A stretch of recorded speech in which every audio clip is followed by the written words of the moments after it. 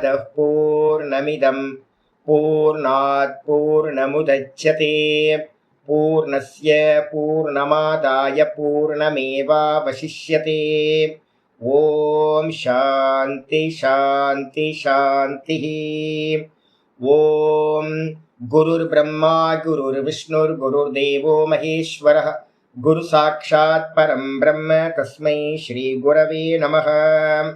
नारायणं पद्मभुवं वसिष्ठं शक्तिं च तत्पुत्र पराशरं च व्यासं सुकं गौडपदं महान्तं गोविन्द योगीन्द्रमथास्य शिष्यं श्रीशङ्कराचार्यमथास्य पद्मपादं च हस्तामलकं च शिष्यं तं तोटकं वार्तिककारमन्यानस्मद्गुरून् सन्ततमानतोऽस्मि।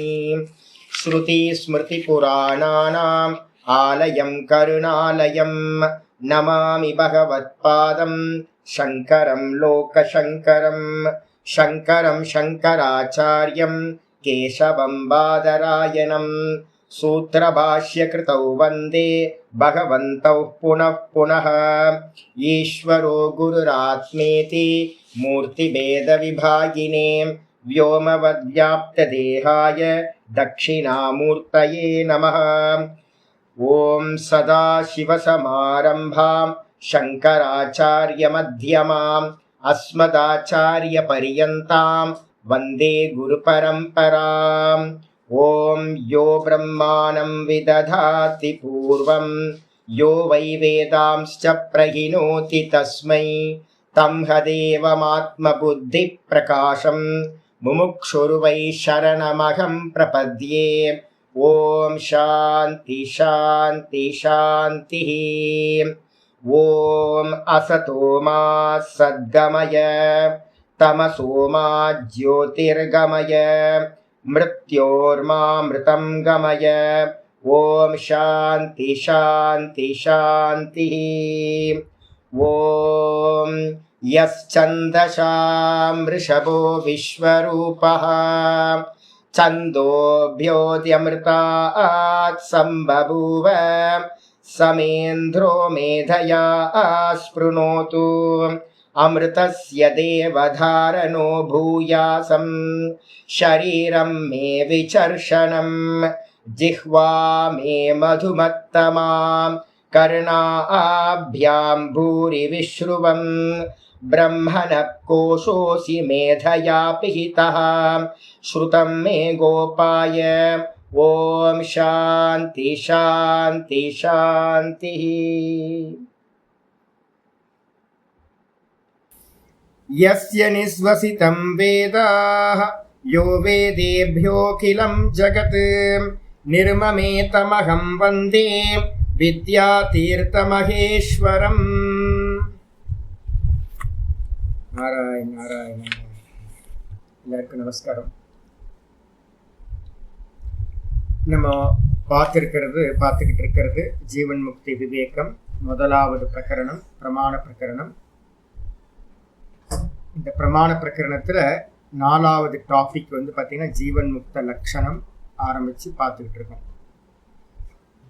ஜீவன் முக்தன் அப்படின்னும் போது அதுக்கான ஸ்ருதி பிரமாணம் வந்து பார்த்தீங்கன்னா கட்டோபனிஷத்தில் சொல்லப்பட்டிருக்கு. விமுக்தஸ்ச விமுச்சியதே, விடுதலை அடைந்தவன், விடுதலை விசேஷமாக விடுதலை அடைந்தவன் விசேஷமா விடுதலை அடைகின்றான் அப்படின்னு ரிப்பீட்டேஷன். விசேஷமாக விடுதலை அடைந்தவன் விசேஷமாக விடுதலை அடைகின்றான் அப்படின்னு வந்து பார்த்தீங்கன்னா சொல்லப்பட்டிருக்கு பிரமாணம்.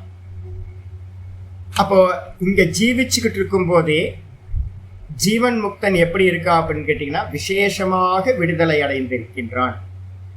என்ன சுவாமி விசேஷம் அப்படின்னு கேட்டீங்கன்னா, நம்ம பார்த்துக்கிட்டு இருக்கும் போதே இந்த லோகத்தில் இருக்கிற எல்லா மனிதர்களும் பஞ்ச கிளேஷங்கள்னு சொல்லக்கூடிய அஜ்ஞானம், ராகம், துவேஷம், அகங்காரம், அதுக்கப்புறம் மரண பயம், இதனால வந்து பார்த்தீங்கன்னா சதா வந்து பார்த்தீங்க அப்படின்னா துக்கத்தில் மாட்டிக்கிட்டு இருக்கோம், பந்தப்பட்டிருக்கோம்.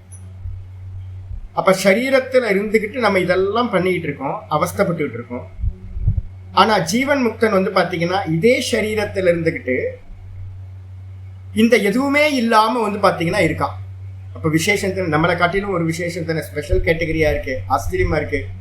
சரீரத்தில் இருந்துக்கிட்டே இந்த உலகத்தில் சரீரத்தில் இருந்தாவே வந்து பார்த்தீங்கன்னா எல்லா ப்ராப்ளமும் வந்துடுமே. எறும்பு முதல் கொண்டு வந்து பார்த்தீங்கன்னா சகல ஜீவராசிகளுக்கும் என்ன இருக்குது அப்படின்னா பயம் இருக்குது, மரண பயம் இருக்கே, மானம் அபமானம் எல்லாம் இருக்கே, ராகத்வேஷம் எல்லாம் இருக்கே. அப்போ ஒரு பெர்சன் வந்து பார்த்தீங்க அப்படின்னா ஜீவிச்சுக்கிட்டு இருக்கும் போதே, தேகத்தில் இருக்கும் போதே இது எதுவுமே இல்லை அப்படின்னா அப்போ அவன் என்ன ஆகுறான்? சிறப்பாக விசேஷமா விடுதலை அடைந்தவன் அப்படின்னு நம்ம சொல்லப்படுறோம். அதான் அப்ப கட்டோபனிஷத்துல முதல் விமுக்தன்றதுக்கு அர்த்தம் இந்த தேகத்தில் இருக்கும் போதே அவன் வந்து பார்த்தீங்க அப்படின்னா விசேஷமா இந்த பஞ்ச கிளேஷாதிகள்ல இருந்து விடுதலை அடைந்திருக்கின்றான். ரெண்டாவது வந்து பார்த்தீங்கன்னா விமுக்த விமுச்சியத்தின்னு ரெண்டாவது விமுச்சியத்தே அப்படி அர்த்தம் என்ன இருக்கணும் அப்படின்னா அவனுடைய அந்திம காலத்தில் அவனுடைய சரீரம் வந்து பார்த்தீங்கன்னா அவனுக்கு அந்திமம் இல்லை, அவன் தான் பிரம்மஸ்வரூபமா இருக்கான். அப்போ அந்த அவன் வாழ்ந்த வீடு வந்து பார்த்தீங்கன்னா எது அப்படின்னா இந்த வீடு எது அப்படின்னா இந்த தேகம் தான் வீடு, ஆத்மாக்கு வீடு. அப்போ இந்த வீடுன்ற சரீரம் விழுந்த பிறகு தேகபாத்தம் ஆகும்போது தேகம் கீழே விழுந்துருச்சு, இறந்து போச்சு தேகம், பிராரப்த கர்மா முடிஞ்ச பிறகு. அப்போ பிராரப்தம் முடிகிற வரைக்கும் ஒருத்தன் வந்து ஞானத்தை அடைஞ்சி பிராரப்தம் முடிகிற வரைக்கும் இருக்கிற காலம் வந்து பார்த்தீங்கன்னா ஜீவன் முக்தி அப்படின்னு சொல்லப்படுற காலமாக இருக்கு. இந்த தேகம் விழுந்து பிறகு விசேஷமாக விடுதலை அடைகின்றான் அப்படின்னு ரெண்டாவது விசேஷமா சொல்லப்பட்டிருக்கு. ரெண்டாவது விசேஷம் என்ன அப்படின்னு கேட்டீங்கன்னா நம்ம எல்லாம் இறந்து போனோம் அப்படின்னா என்ன ஆகிறோம்? சாதாரண இது ரெண்டு நியாயம் வந்து பார்த்தீங்கன்னா சொல்லப்பட்டிருக்கு. ஒன்று வந்து பார்த்தீங்க அப்படின்னா இந்த தேகம் விழுறதுக்கு கடைசி க்ஷணத்துல நிறைய விதங்கள் வந்து மரணத்தோட விஷயத்தில் நிறைய விதங்கள் சாஸ்திரங்கள்ல காணப்படுது. இதில் பிரதானமாக வந்து பார்த்தீங்க அப்படின்னா நான் அவங்க சொல்றது என்ன சொல்லுவோம் அப்படின்னா இப்போ நம்ம சொல்றோம் இறந்து போகும்போது எனக்கு தேவதை தெரியுது, என்னோட அப்பா அம்மா தெரியுறாங்க, மூத்தோர்கள் யாரெல்லாம் பித்திருக்கள் இருக்காங்களோ அவங்களுடைய காட்சிகள்லாம் தெரியுது, தேவதைகள்லாம் வர்றதெல்லாம் தெரியுது, இல்லை எனக்கு துஷ்ட காட்சிகள்லாம் தெரியுது. இது மாதிரி மரணிக்கிறவங்களோட மனசு முன்னாடி பார்த்தீங்கன்னா இதெல்லாம் தெரியும். ஒருவேளை வந்து பார்த்தீங்க அப்படின்னா மரணிக்கிறதுக்கு முன்னாடியே வந்து பார்த்தீங்கன்னா அடுத்த சரீரம் என்னவோ பாவி சரீரம் அப்படின்னு பேர் அடுத்த சரீரம் வந்து பார்த்தீங்கன்னா தெரிய ஆரம்பிச்சிடும். இப்போ நான் வந்து பார்த்தீங்கன்னா ரொம்ப வயசாகி நொந்து போய் இந்த பாடியில் ஏகப்பட்ட ப்ராப்ளம், எல்லாத்துலேயும் ஒயரை மாட்டி வச்சுருக்காங்க, மானிட்டரோட கனெக்ட் பண்ணி வச்சுருக்காங்க, பெட்லேயே இருக்கேன், 10 நாள் ஆச்சு, ஐசியூ யூனிட்டில் வச்சுருக்காங்க. ஐசியூவில் வச்சு வந்து பார்த்தீங்க அப்படின்னா எனக்கு ப்ராப்ளம் மனசுக்குள்ளே தோணுது, அச்சா இந்த சரீரம் வந்து பார்த்தீங்கன்னா நமக்கு ரொம்ப தொந்தரவாக இருக்குது, இதை விட்டா போதும் அப்படின்னு இந்த சரீரத்தில் வந்து அந்த ஜீவனுக்கு என்ன ஆகும் அப்படின்னா ஒரு கிருணா உண்டாகும், ஒரு வெறுப்பு உண்டான மாத்திரத்தை வந்து பார்த்தீங்கன்னா இவனுக்கு அடுத்த பிராரப்தம் ஆகும்போது என்ன ஆகும்னு கேட்டிங்கன்னா கண்ணுக்கு முன்னாடி கருமத்துக்கு ஏற்ற மாதிரி சரீரம் தெரிய ஆரம்பிக்கும். அது வந்து மனுஷ சரீரமாக இருக்கலாம், தேவ சரீரமாக இருக்கலாம், இல்லை பசு சரீரமாக இருக்கலாம், எந்த சரீரம் வேணாலும் இருக்கலாம். அவனுக்கு வந்து பார்த்தீங்கன்னா ஒரு பன்னிக்குட்டியா பிறக்க வேண்டிய அடுத்த கர்மா இருக்குன்னு வச்சுங்களேன். இவனுக்கு பன்னிக்குட்டியா இவனுக்கு தெரியுமா அப்படின்னு கேட்டிங்கன்னா இவனுக்கு பன்னிக்குட்டியா தெரியாது. மனசுல நல்லா புரிஞ்சுக்கணும். அந்த மரண காலத்தில் என்ன ஆயிடும்னு கேட்டிங்கன்னா இந்த தேகத்தோட எல்லா கர்மங்களும் வந்து பார்த்தீங்கன்னா இந்த வாசனைகள், இந்த தேகத்தில் இருக்க கர்மங்கள் எல்லாம் வந்து பார்த்தீங்கன்னா ஒரு முடிவு அடைஞ்சு அடுத்த பிராரப்தம் வந்து பார்த்தீங்கன்னா ஸ்டார்ட் ஆக ஆரம்பிச்சிடும். அடுத்த பிராரப்தத்தோட விஷயங்கள்லாம் இவனுக்கு கண்ணுக்கு முன்னாடி வர ஆரம்பிச்சிடும். அடுத்த பிராரப்தத்தில் பன்னிக்குட்டியா இருக்கணும் அப்படின்னா இவனுக்கு வந்து பார்த்தீங்கன்னா அந்த பன்னிக்குட்டியோட தேகம் எப்படி இருக்கும் அப்படின்னு கேட்டிங்கன்னா பன்னிக்குட்டியோட தேகம் மங்களமாக தெரிய ஆரம்பிச்சிடும்.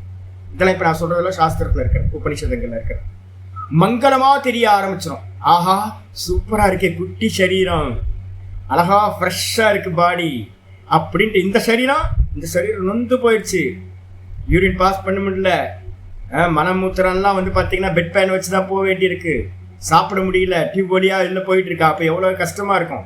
இந்த சரீரத்து மேலே ஒரு வெறுப்பு வந்துடும். அடுத்த சரீரம் ஃப்ரெஷ்ஷாக இருக்கு, ஆஹா சூப்பர் அப்படின்னு அதில் ஒரு அபிமானம் வரும்.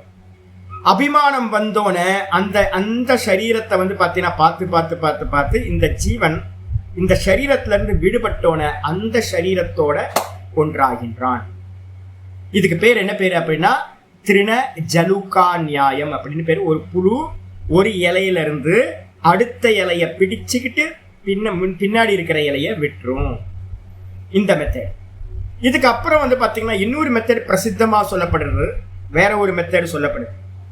எப்படி சொல்லப்படுது அப்படின்னு கேட்டிங்கன்னா அடுத்த சரீரம் தெரியணுன்ற அவசியம் இல்லை. ஒருவேளை வந்து பார்த்தீங்கன்னா ப்ராப்ளம் ஏதாவது இருக்கும், குடவுனில் வந்து ஏதோ ப்ராப்ளம் இருக்குன்னு அர்த்தம். எது குடவுன் அப்படின்னா மாயா தான் குடவுன், நமக்கு சரீரத்தை கொடுக்கறது. இந்த மாயாவுக்கு வந்து பார்த்தீங்கன்னா இன்னொரு பேர் என்ன பேர் அப்படின்னு கேட்டிங்கன்னா அவ்யக்தம், அவ்யாக்கிருதம் அப்படின்னு பேர். அவ்யக்தம்னா என்ன அர்த்தம்? வெளிப்படாத தத்துவம். அவ்யக்தம் என்னது? வெளிப்படாதது. ஒரு பிளாக் ஹோல் இருக்கு, அப்ப அந்த பிளாக் ஹோலுக்குள்ளார என்ன இருக்குன்னே தெரியாது, அதனால அதுக்கு பேர் அவ்யக்தம்னு பேர். அவ்யாக்கிருதம் அப்படின்னா என்ன அர்த்தம்னா நாம ரூப குணங்களாக வெளிப்படாதது அவ்யாக்கிருதம். வியாக்கிருதம்னா வெளிப்பட்டது, அவ்யாக்கிருதம்னா வெளிப்படாதது, காரணம்னு பேர். அவ்யக்தம்னா வெளிப்படாதது, அவ்யாக்கிருதம் அப்படின்னா பீஜம், பீஜம் விதை அப்படின்னு பேர். நம்ம இந்த எல்லாத்துக்கும் விதையா இருக்கிறது எது அப்படின்னு கேட்டீங்கன்னா மாயா தத்துவம். அதுதான் அவ்யாக்கிருதம், காரணம் அப்படின்னு நம்ம சொல்றோம். இப்ப அது எங்க சுவாமி இருக்கு அப்படின்னு கேட்டீங்கன்னா எங்கேயும் போய் தேட வேண்டாம். நம்ம டெய்லி டீப் ஸ்லீப்ல வந்து பாத்தீங்கன்னா எங்க போய் சேர்றோம்னா அந்த இடத்துல தான் போய் சேர்றோம். அப்ப டீப் ஸ்லீப்ல வந்து பாத்தீங்கன்னா நாமம் இல்லை, ரூபம் இல்லை, குணங்கள் இல்லை, எதுவுமே அந்த இடத்துல இல்லை அப்படின்னு நம்ம சொல்றோம். இருக்கா இல்லையா அப்படின்னா இருந்தது எல்லாம் அந்த இடத்துல தூக்கத்துல வந்து பாத்தீங்கன்னா டீப் ஸ்லீப்ல வெளிப்படாத நிலையை அடைஞ்சிருச்சு. அப்ப தூக்கத்துல இருக்கிற நிலைக்கு என்ன பேர் அப்படின்னா அவ்யக்தம், அவ்யாக்கிருதம் அப்படின்னு தூக்கத்துல இருக்கிற நிலைக்கு பேர்.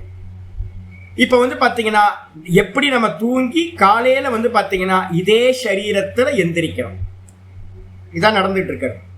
ராத்திரி படுத்தது இந்த சரீரத்திலே எல்லாம் லயமாச்சு, இந்த சரீரத்துல தூங்கி மறுநாள் காலையில இதே சரீரத்துல வேக்கப் ஆகும்போது அதுக்கு என்ன பேர் சொல்றோம்? தூக்கம், டீப் ஸ்லீப்ல இருந்தேன், ஒன்றும் தெரியல அப்படின்னு நம்ம சொல்றோம். இதே வந்து பாத்தீங்கன்னா நம்ம மரணிக்கிற காலத்துல நமக்கு என்ன ஆகும் அப்படின்னா இந்த தேகத்துல வந்து பாத்தீங்கன்னா மரணிப்போம். அப்ப இந்த தேகம் எல்லாம் வந்து பாத்தீங்கன்னா நஷ்டமாயிடும்.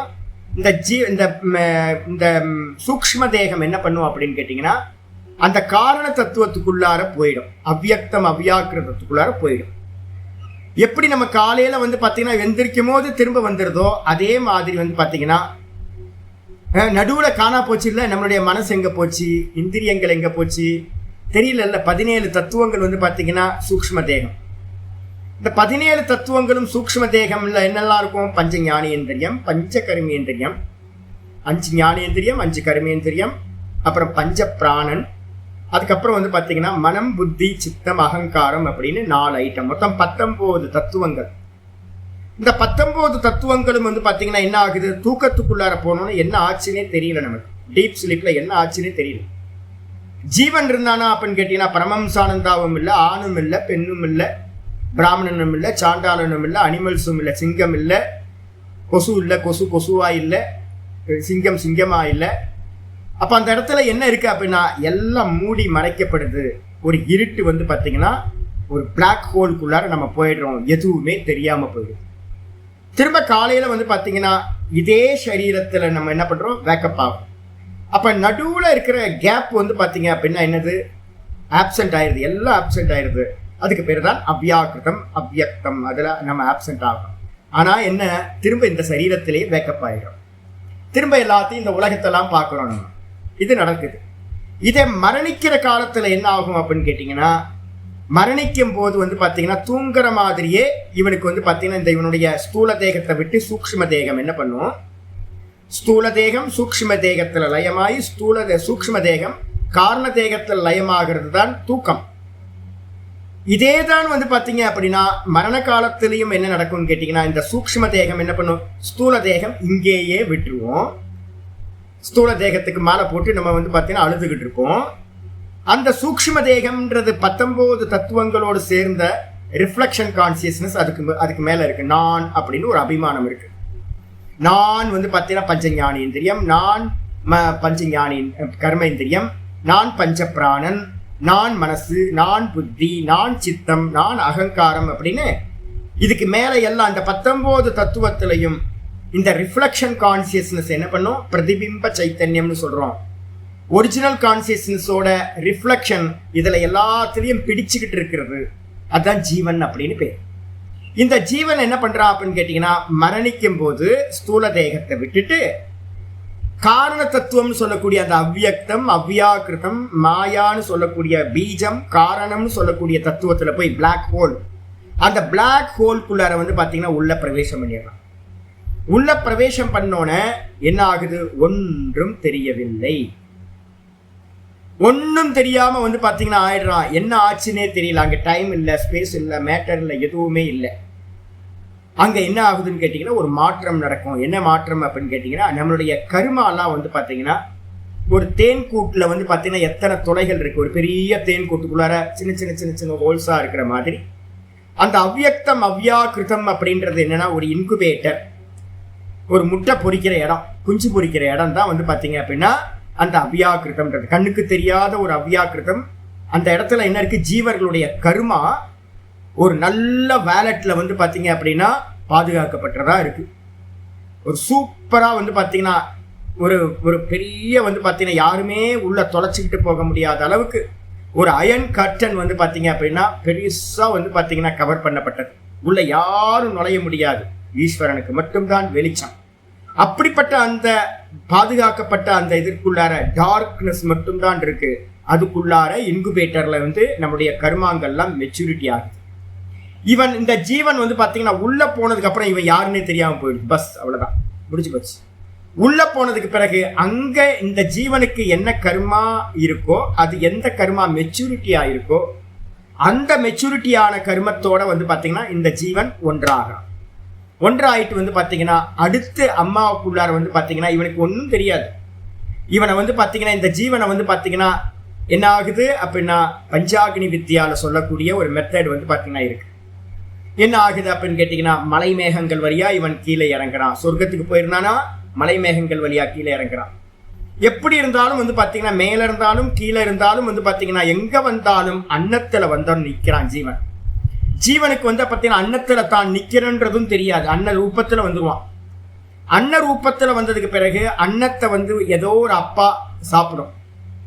ஏதோ ஒரு அப்பா, அது வந்து மீன் குஞ்சா கூட இருக்கலாம், பக்ஷியா இருக்கலாம், இல்ல வந்து பாத்தீங்கன்னா அனிமல்ஸா இருக்கலாம், தேவனா இருக்கலாம், மனுஷனா இருக்கலாம், யார் வேணா இருக்கலாம். ஏதோ ஒரு அப்பா ஜீவன் சாப்பிடுது.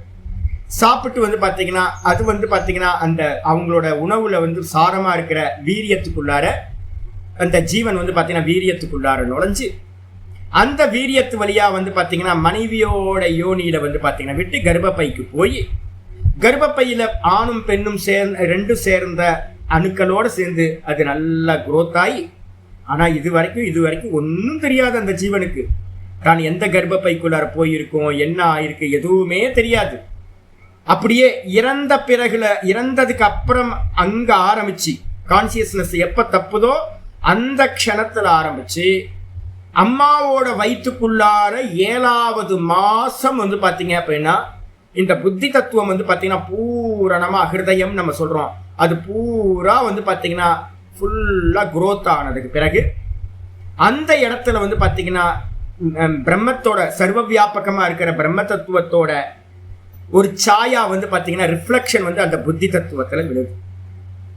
அந்த மீடியம் சரியா குரோத் ஆனதுக்கு பிறகு, மீடியம் இது அந்த கரணம் அப்படின்ற புத்தி, அந்த புத்தி நல்லா குரோத் ஆனதுக்கு பிறகு ஹிருதயம் அப்படின்ற புத்தி, ஹிருதயம் சொல்லலாம், புத்தின்னு சொல்லலாம், அந்த கரணம் சொல்லலாம், அது நல்லா குரோத் ஆனதுக்கு பிறகு ஒரு கண்ணாடியில வந்து பாத்தீங்கன்னா என்னுடைய முகம் வர மாதிரி அந்த புத்தியில வந்து பாத்தீங்கன்னா கான்சியஸ்னஸோட ஒரு சாயா வந்து ஒரு நிழல் வந்து அதுல ரிஃப்ளெக்ட் ஆகுது. அப்படி ரிஃப்ளெக்ட் ஆன மாத்திரத்துல வந்து பாத்தீங்கன்னா அங்க ஏற்கனவே தூக்க ரூபத்துல ஃப்ரீஸ் ஆகி ஒரு ஜீவன் இறந்து போன சரீரம் வேற ஏதோ சரீரம், அவன் ஃப்ரீஸ் ஆகி இவ்வளோ டிராவல் பண்ணி இந்த அம்மாவோட வயிற்றுல ஒரு சின்ன சிசுவா வந்து பாத்தீங்கன்னா உட்கார்ந்த மாத்திரத்துல 7வது மாசத்துல இருக்கான். இன்னும் ஃபுல் growth கிடைக்கல. அந்த சமயத்துல இந்த ஈஸ்வர சாயா, இந்த பகவானுடைய நிழல் பட்ட மாத்திரத்துல, கான்சியஸ்னஸோட நிழல் பட்ட மாத்திரத்துல அந்த ஜீவன் ஆக்டிவேட் ஆக உயிர் வந்துருது. அப்ப பிம்பம் வந்து பாத்தீங்கன்னா உள்ளுக்குள்ளார பகவான் பிரவேசம் பண்றது தான் 7வது மாசம் நம்ம சொல்றோம். இதான் வந்து பாத்தீங்கன்னா சீமந்த கிரியா நம்ம விசேஷமா பண்ணிட்டு இருக்கோம். அந்த சமயத்துல ஜீவனுக்கு வந்து பாத்தீங்கன்னா உயிர்ப்பு வந்துடும். ஆனா என்ன ப்ராப்ளம்னா அந்த சமயத்துல ஒரு பெரிய இது தெரியும், நான் என்னெல்லாம் அனுபவிச்சோம் போன சரீரத்துல, முந்தின சரீரத்துல. போன சரீரம் மட்டும் ஞாபகத்துல வராது, நம்ம கடந்து போன அநேக சரீரங்கள் வந்து பாத்தீங்கன்னா அந்த கர்ப்பத்துல இருக்கிற அந்த குழந்தைக்கு வந்து பாத்தீங்கன்னா ஞாபகத்துல வரும். ஐயோ நம்ம ஏகப்பட்ட பிறவிகள்லாம் பிறந்திருக்கோமே, என்னடா இது, இங்க வந்து அம்மாவோட வயிற்றுக்குள்ளார கர்ப்பத்துல வந்து மாட்டிக்கிட்டோமே, நகர முடியல, முன்னாடி போக முடியல, பின்னாடி போக முடியல, மலமும் மூத்திரமும் ஸ்மெல் வருது, அம்மா பண்ற எல்லா ஆக்ஷனும் வந்து பார்த்தீங்கன்னா பாதிக்குது, ஐயோ கர்ப்பவாசம் பண்றனே, எப்படியாவது வெளியில வந்தோன்னே நான் என்ன பண்ணணும், தப்பிச்சு போயிடணும், நாராயண ஸ்மரணம் பண்ணி எப்படியாவது முக்தி அடைஞ்சிடணும், கர்ப்பவாசம் இருக்கவே கூடாது அப்படின்னு அந்த சிசு நினைச்சு அது என்ன பண்ணுமா, ரொம்ப பிரார்த்தனை பண்ணுமா, எல்லாம் பண்ணுமா, ஐயோ மாட்டிக்கிட்டு இருக்கனே அப்படின்னு. 7வது மாசத்துல இருந்து 7வது மாசம், 8வது மாசம், 9வது மாசம், 7வது மாசத்துல அதுக்கும் டேட்லாம் வந்து பார்த்தீங்கன்னா சொல்றாங்க 21வது நாள், 6 மாசம் முடிஞ்சு 7வது மாசத்துல 21வது நாள்ல இருந்து வந்து பார்த்தீங்கன்னா ஸ்டார்ட் ஆகும். அப்ப 7வது மாசத்துல 9 நாள் இருக்கு, 8வது மாசம் ஃபுல்லா, 9வது மாசம் ஃபுல்லா. அதுக்கப்புறம் வந்து பார்த்தீங்கன்னா 10வது மாசத்துல வந்து பார்த்தீங்கன்னா ஒரு 20 நாள் 21 நாள் சேர்த்திங்க அப்படின்னா ஃபுல்லாக கம்ப்ளீட் ஆயிடும். 3 மாசம் இந்த ஜீவனுக்கு வந்து பார்த்தீங்கன்னா ஒவ்வொரு க்ஷணமும் மரண அனுபவத்தோட மோசமான அனுபவம் சொல்லுது, கர்ப்பவாசம். ஒரு ஃபில்ம் வந்து பார்த்தீங்கன்னா இருக்கு, இப்போ கூட நேற்று நான் ஏதோ ஒன்று பார்த்தேன், அதில் ஒரு பையனை வந்து பார்த்தீங்கன்னா மலையாள ஃபில்ம் ஏதோ ஒன்று, மம்முட்டி தான் ஹீரோவோ ஏதோ ஒன்று, மம்முட்டி இல்லை வேற ஏதோ யாரோ ஒருத்தர், பிஜுவா ஏதோ ஒருத்தன், பிஜுன்னு எவனோ ஒருத்தன் பேர், பையனை வந்து பார்த்தீங்கன்னா என்ன பண்ணுறான், ஹைஜாக் பண்ணி அவனை வந்து பார்த்தீங்கன்னா அந்த பையனை ஒரு சின்ன பெட்டியில் போட்டு அடைச்சி வச்சிடுறாங்க, அவ்வளோதான். அந்த பையனுக்கு வந்து பார்த்தீங்க அப்படின்னா மூச்சு முட்டுது, ஏன்னா ஆக்சிஜன் இல்லை, ஆக்சிஜன் இல்லாமல் வந்து பார்த்தீங்கன்னா மெதுவாக மரணத்தை தழுவிட்டு இருக்காங்க. இதே மாதிரி ஒரு ஹாலிவுட்டில் ஒரு ஃபில்ம் வந்து பார்த்தீங்கன்னா இருக்குது, ஒரு மனுஷன் வந்து பார்த்தீங்கன்னா ஒரு சின்ன பெட்டிக்குள்ளார மாட்டிப்பான், அவன் எப்படி சர்வைவ் ஆகுறான் அப்படின்றத வந்து பார்த்தீங்கன்னா அந்த படமாக எடுத்திருப்பாங்க.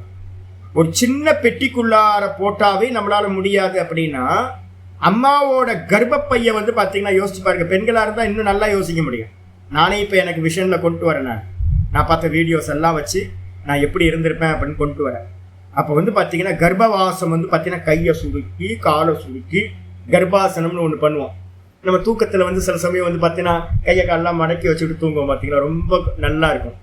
அந்த ஆசனத்தில் வந்து பார்த்தீங்கன்னா கர்ப்பப்பைக்குள்ளார மாட்டிக்கிட்டு அந்த லிக்விடில் வந்து மிதந்துக்கிட்டு, அந்த லிக்விட் வந்து பார்த்தீங்கன்னா ரொம்ப ஏசிலாம் இருக்காது சாமி, அந்த லிக்விட் வந்து பார்த்தீங்கன்னா ஒரு ஹீட்டு வந்து பார்த்தீங்கன்னா அங்கே இருக்கும், அந்த டெம்பரேச்சர் வந்து பார்த்தீங்கன்னா கரெக்டாக மெயின்டைன் ஆகிட்டு ஒரே டெம்பரேச்சர் இருக்கும். ஹீட்டு அந்த ஆக்சுவலாக அது வந்து பார்த்தீங்கன்னா சில்லுன்னு இல்லை, ஹீட்டில் இருக்கும். அப்போ வந்து பார்த்தீங்கன்னா ஒரு சுடுதண்ணிக்குள்ளார மாட்டிக்கிட்ட அவஸ்தை நமக்கு ஃபுல்லாக அவேர்னஸ் வந்துடும். வந்ததுக்கு பிறகு வந்து பார்த்தீங்கன்னா பக்கத்துலேயே தான் கர்ப்பப்பையோட பக்கத்தில் தான் மலத்தோட அந்த இது இருக்கும், அதுக்கப்புறம் மூத்திரத்தோடதும் இருக்கும். அதுலேருந்து வந்து பார்த்தீங்கன்னா ஸ்மெல் வரும்.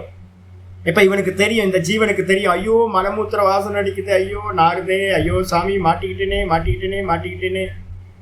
ஒரு நாள் வந்து என்னைக்காவது ராத்திரியில் உங்களுக்கு ஜுரம் வந்து என்னைக்காவது ஒரு 10 மணிக்கு மேலே வந்து 11 மணிக்கு முழிப்பு வந்துடுதுன்னு வச்சுங்க, காலையில் வரைக்கும் தூக்கம் வரல, காலையில் வரைக்கும் ஜுரம் இருக்கும்போது தூக்கம் வரலன்னா எப்படி இருக்கும் அப்படின்னு கேட்டிங்கன்னா ஒவ்வொரு அரை மணி நேரம் நீங்கள் பார்த்துக்கிட்டே இருப்பீங்க, போகவே போகாது சமயம் போகவே போகாது, தள்ளுனா கூட போக முடியாது, எங்கன்னா பண்ணுறதுன்னு தெரியாது, ஜுரமாக இருக்குது, படுத்திருப்போம்.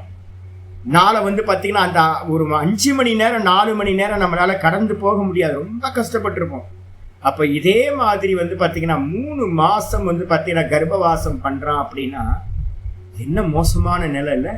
நம்ம நினச்சிக்கிட்டு இருக்கோம் ஜீவிக்க ஆரம்பித்ததுக்கு அப்புறம் தான் நம்ம ப்ராப்ளம் ஸ்டார்ட் ஆகிருக்கு அப்படின்னு. நமக்கு இந்த கர்ப்பப்பையிலேருந்து வரத்துக்கு கர்ப்பப்பையில் இருக்கும்போதே நமக்கு ப்ராப்ளம் ஸ்டார்ட் ஆகிடுச்சு. அப்போ வந்து கர்ப்பப்பை வாசத்துக்கு போகவே கூடாது, கர்ப்பவாசம் வேணவே வேணாம் எனக்கு அப்படின்னு அங்கே இருக்க ஜீவனுக்கு வந்து பார்த்தீங்கன்னா என்ன ஆகும், வைராக்கியம் வரும். ஆனால் என்ன ஒரு இது அப்படின்னா அம்மாவோட யோனியிலேருந்து வெளியில் வந்தவன தலை வந்து வெளியில் வந்துச்சு அப்படின்னா இந்த மாயாக்குள்ளார அவன் வந்துடுறான். பழைய சரீரத்தோட எல்லா ஞாபகங்களும் அவனுக்கு வந்து பார்த்தீங்கன்னா எரேஸ் ஆயிட்டு இந்த சரீரத்துக்கு என்ன கர்மா இருக்கோ, என்ன வாசனை இருக்கோ, மனுஷனுக்குன்னா மனுஷனோட வாசனை, புழுப்பூச்சினா புழுப்பூச்சியோட வாசனை, பக்ஷினா பக்ஷியோட வாசனை. அப்போ அந்தந்த சரீரத்தில் என்ன தேவையோ அந்த வாசனைகள் மட்டும் மேலே வந்துடும். மேலே வந்து பழசெல்லாம் மறந்துடும். கர்ப்பத்தில் நினைச்சால திரும்ப கர்ப்பவாசம் பண்ணக்கூடாது, நாராயண ஸ்மரணம் பண்ணணும் அப்படின்னு எல்லாம் போயிட்டு பழையபடியே அஜ்ஞானத்தோட பழைய வாசனைகளோட வந்து பார்த்தீங்கன்னா அவன் பிறக்கின்றான். அப்போ வந்து பார்த்தீங்கன்னா எப்படி மரணிக்கிற போது தூங்குறதுக்கும் மரணிக்கிறதுக்கும் ஒரே விஷயம் தான் நடக்குது. நம்முடைய கான்சியஸ்னஸ் போயிடுது, என்ன ஆச்சுன்னு தெரியாது, அவ்வளவுதான், டிஸ்கனெக்ட் ஆயிடுது. இந்த பாடியோட டிஸ்கனெக்ட். தூக்கத்திலையும் நம்ம போகும்போது ஸ்தூல தேகத்தோட டிஸ்கனெக்ட் ஆகுது. அதே மாதிரி மரணிக்கும் போதும் இந்த ஸ்தூல தேகத்தோட டிஸ்கனெக்ட் ஆகுது. யாரு டிஸ்கனெக்ட் பண்ணிட்டு உள்ள போறா? சூக்ஷ்ம தேகம் காரண தேகத்துல போய் அந்த அவ்யாக்கிருதத்துல போய் பிளாக் ஹோல்ல போய் லயம் ஆயிடுது. திரும்ப அதுல இருந்து தானே வெளியில வந்துடுது. நமக்கு எல்லாத்துக்கும் சாதாரண தூக்கத்துல இருந்து வேக்கப் ஆகிறது. அதே இந்த அவ்யாக்கிருதத்துக்குள்ளார போய் வேற ஒரு புது சரீரத்துல 7வது மாசம் வேக்கப் ஆனீங்க அப்படின்னா அதான் மறுபிறப்பு அப்படின்னு பேர்.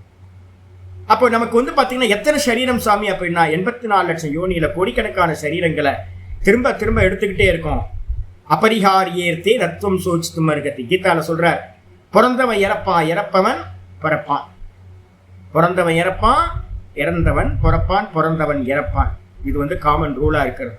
அப்போ வந்து பாத்தீங்கன்னா நமக்கு யாருக்குமே விடுதலை இருக்கா அப்படின்னு கேட்டீங்கன்னா, நீங்களோ நானோ எல்லாம் வந்து பாத்தீங்கன்னா ஹெல்ப்லெஸ் பர்சனாக இருக்கும். யாரும் நமக்கு ஹெல்ப் பண்ண முடியாது, நம்மளால நினைச்சாலும் விடுபட முடியாது. அப்போ வந்து பார்த்தீங்க அப்படின்னா ஞானாதேவத்து கைவல்யம், ஞானத்தினால மட்டும்தான் முக்தியானது விடுதலையானது கிடைக்கும். அப்போ என்ன பண்ணணும் அப்படின்னு கேட்டிங்கன்னா, ஞானி புருஷன் என்ன ஆகிறான் அப்படின்னா, உங்களுக்கோ எனக்கோ அடுத்த பாடி அடுத்த பாடி அடுத்த பாடி அடுத்த பாடி அப்படின்னு கிடைச்சிக்கிட்டே இருக்கு. அப்போ 2 நியாயம் சொல்கிறோம். ஒன்று வந்து பார்த்தீங்கன்னா இந்த சரீரத்திலேருந்தே அடுத்த சரீரத்துக்கு வந்து பார்த்தீங்கன்னா பிடிச்சிட முடியும். இன்னொன்று, அடுத்த சரீரம் தயாராகலை அப்படின்னா அவ்யாக்கிருதத்துக்குள்ளார போய் அதுக்குள்ளார போனீங்கன்னா எந்த காலம்லாம் தெரியாது உங்களுக்கு. அதான் இது எந்த காலம்னே தெரியாது உங்களுக்கு. எத்தனை கோடி ஜென்மங்கள் வந்து பார்த்தீங்க, எத்தனை கோடி கல்பங்கள் வந்து பார்த்தீங்கன்னா அதுக்குள்ளார ஃப்ரீஸ் ஆகிருப்பீங்கன்னு கூட தெரியாது உங்களுக்கு. அதுக்குள்ளார போன டைம் இல்லை. அதுக்கப்புறம் வெளியில் வரும்போது எவ்வளோ காலம் கழிச்சு வெளில வந்தோன்னு நமக்கு அதுக்கும் தெரியவே தெரியாது உங்களுக்கு. காலம்ன்றதே அந்த அவ்யாக்கிருதத்தில் இல்லை. நமக்கு டெய்லி வேக்கப் ஆகிறோம். வேக்கப் ஆகும்போது டைம் பார்த்துக்கிறோம். ஒரு 4 மணி நேரத்தில் நம்ம தூங்கி எந்திரிச்சிட்டோம். 11 மணிக்கு நான் நைட்டு படுத்தேன், 3 மணிக்கெலாம் முழிப்பு வந்துருச்சு. அப்போ என்ன ஆச்சு? 12, 1, 2, 3. இப்போ 4 மணி நேரம் நான் நல்லா தூங்கியிருக்கேனே அப்படின்னு நம்ம சொல்கிறோம். ஆனால் இதே லோக்கத்தில் வர்றதுனால நம்ம 4 மணி நேரம் தூங்கணும்னு சொல்கிறோம். இந்த சரீரத்துக்குள்ளார நுழைஞ்சு அவ்யாக்கிருதத்துக்குள்ளார போயிட்டீங்க அப்படின்னா அடுத்த சரீரம் எப்போ உற்பத்தி ஆகுதுன்னு எனக்கும் உங்களுக்கும் தெரியவே தெரியாது. எங்கே நம்ம பிறக்கிறோம்னு தெரியாது, எந்த பிரம்மாண்டத்தில் பிறக்கிறோன்னு தெரியாது, என்ன ஜீவராசியாக பிறக்கிறோன்னு தெரியாது, ஒன்றுமே தெரியாது. பிறந்துடுறோம், அவ்வளோதான். முந்தின ஜென்மத்தில் எங்கே இருந்தோம், எப்போ விட்டோம், இதுக்கு எவ்வளோ கால இடைவெளி இருக்குது, ஒன்றும் தெரியாது. எல்லாம் ஃப்ரீஸ் ஆகிடும். அப்போ நம்ம எல்லாமே வந்து பார்த்திங்கன்னா இன்னும் வந்து பார்த்திங்கன்னா முக்தி அடையலை. அதனால் திரும்ப திரும்ப திரும்ப ரீபர்த் எடுத்துக்கிட்டே இருக்கும். ஆனால் வந்து பார்த்திங்கன்னா ஆத்மானுபூதி பண்ணவன் எவனோ, வேதனம் பண்ணவன், ஆத்மாவை வேதனம் பண்ணவன் எவனோ, அவனுக்கு என்ன ஆகுது அப்படின்னா திரும்ப இந்த தேகம் கிடைப்பதில்லை.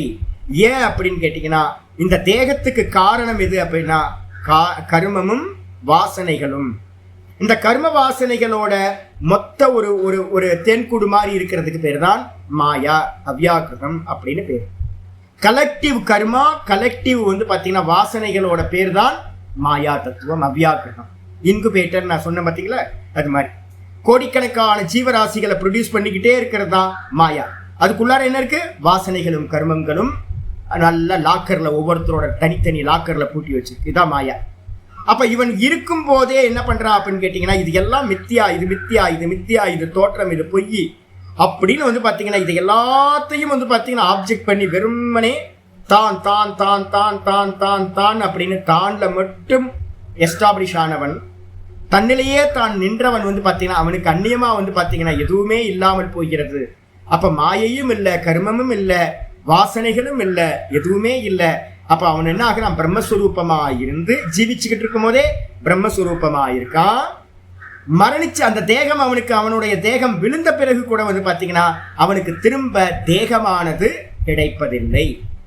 அப்ப தேகம் கிடைக்கல அப்படின்னா அவன் என்ன ஆகிறான் அப்படின்னா, தேகம்ன்ற பானை மாதிரி அது உடஞ்சி போனோன்னு அந்த பானைக்குள்ளார இருந்த ஆகாசம் மகாகாசமாக ஆகிவிடுகிறது. பூரண ஆகாச தத்துவம் ஆயிடுது. அப்ப ஜீவன் முக்தர்கள் விதேக முக்தி அடைஞ்ச மாத்திரத்துல இப்ப என்ன கேட்பாங்க, சுவாமி ஒரு அம்மா டெய்லி வருவாங்க, டெய்லி பார்ப்பேன், ரமணாசிரமத்துக்கு போயிட்டு வரவங்க. சாமி நீங்க பகவான் சன்னதிக்கு வரதே இல்லையே, பகவான் சன்னதிக்கு வரதே இல்லையே, எங்கே வர்றதில்லை, நான் அவருக்குள்ளதான் நான் இருக்கேன். அவருக்குள்ள நீங்க இருக்கீங்களா? ஆமா. அவர் தேகத்தை விடுற வரைக்கும் அந்த ரமணாசிரமத்துக்குள்ளார அந்த மண்டபத்துக்குள்ளார உட்கார்ந்திருந்தார். தேகம் போனோன்னு அவர் எங்க போனார்? நான் தான் அந்த அம்மாட்ட கேட்பேன். நான் தேகம் போயிடுச்சு, அவர் இப்ப எங்க போனார், எங்க இருக்கார் அப்படின்னு கேட்பேன். நான் ரமணர் இப்ப எங்க இருக்கார், எங்க இருக்கார்? சர்வமா இருக்கார். சர்வாத்மாவா? பிரம்மம் தானே சர்வாத்மா. அப்ப பாத்தீங்கன்னா உள்ளையும் வெளியிலையும் சர்வ வியாபகமா வியாபிச்சு ரமணர் இருக்கார். அப்ப நான் எங்க இருக்கேன் அப்படின்னு கேட்டா, நான் ரமணருக்குள்ளதான் இருக்கேன்.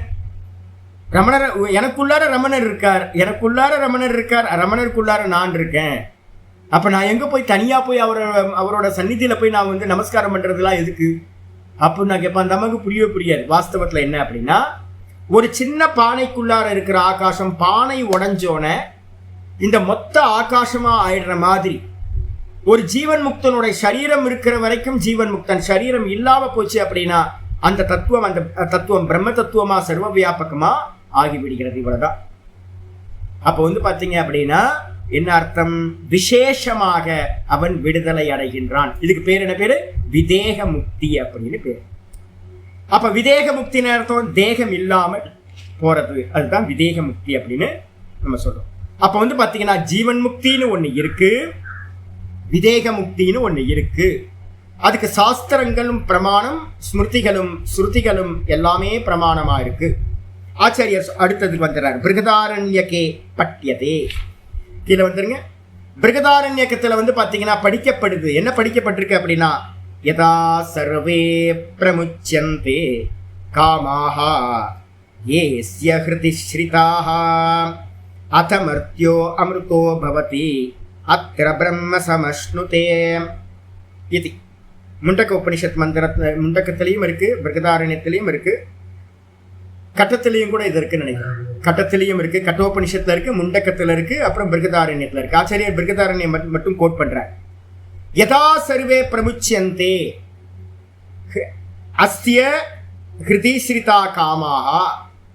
ஜீவிச்சுக்கிட்டு இருக்கும் போது நம்மளுடைய காமங்கள்லாம் எங்க இருக்கு? நம்மளுடைய காமங்கள் எல்லாம் பாத்தீங்க அப்படின்னா வாசனா ரூபத்துல நம்ம ஹிருதயத்துல இருக்கு. நல்லா ஹிருதயத்துல பாத்தீங்கன்னா அந்த கரணம்னு பேர். அந்த கரணத்துல பாத்தீங்கன்னா ஏகப்பட்ட ஆசைகளை பாத்தீங்கன்னா நம்ம சுமந்துகிட்டு இருக்கோம் உள்ளுக்குள்ளார. அந்த ஆசைகள் எல்லாம் கோடிக்கணக்கான ஆசைகள். இப்போதைக்கு வெளியில கொஞ்சம் தான் தெரியுது. உங்களுக்கு என்ன ஆசைன்னு இப்ப எழுதி பாருங்க. போய் கிளாஸ் முடிச்சதுக்கு அப்புறம் எனக்கு என்னெல்லாம் ஆசை இருக்கு இப்போ அப்படின்னு எழுதி பாருங்க. எவ்வளவு ஆசை எழுதுவீங்க? சாமி எனக்கு ஆசையே இல்லை சாமி. உடனே சதானந்தஜி இன்னைக்கு நைட்டே எனக்கு ஃபோன் பண்ணி சொல்லிடுவார், சாமி எனக்கு ஆசையே இல்லை சாமி அப்படின்னு. வெளியில பார்த்தா இப்ப நான் தான் எழுத சொல்றேன். இப்ப நீங்க எழுதி பார்த்தீங்க அப்படின்னா எத்தனை ஆசை இருக்குன்னு எழுதி பாருங்க. பிரயத்தனம் பண்ணி எழுதி பாருங்க.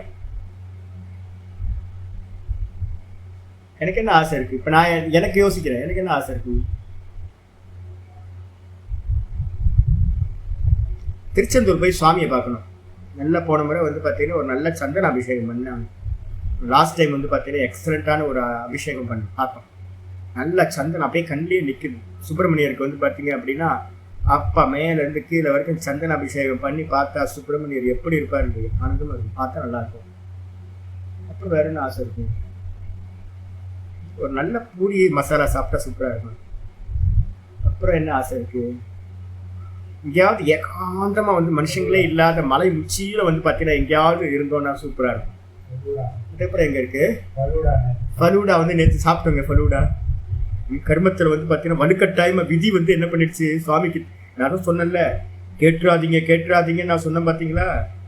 நேற்று பார்த்தீங்க அப்படின்னு நான் உங்கள்கிட்ட சொல்றதெல்லாம் அதான், சுவாமி நான் எதுவுமே வேணாம் அப்படின்னு நான் ஃபலூடான்னு சொல்லிக்கிட்டு இருக்கேன். நேற்று ரொம்ப அந்த அதிகமான வெக்க அதிகமாயிடுச்சு எனக்கு. பார்த்தீங்கன்னா ரெகுலராக டீ சாப்பிட்ற, ஈவினிங் கிளாஸ் முடிஞ்சு சாப்பிட்ற டீ எனக்கு கிடைக்கல.